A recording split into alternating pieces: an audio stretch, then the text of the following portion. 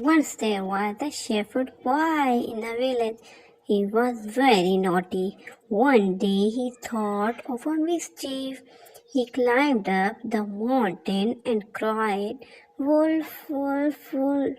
The villagers came to help him. The boy laughed and said that he was just joking.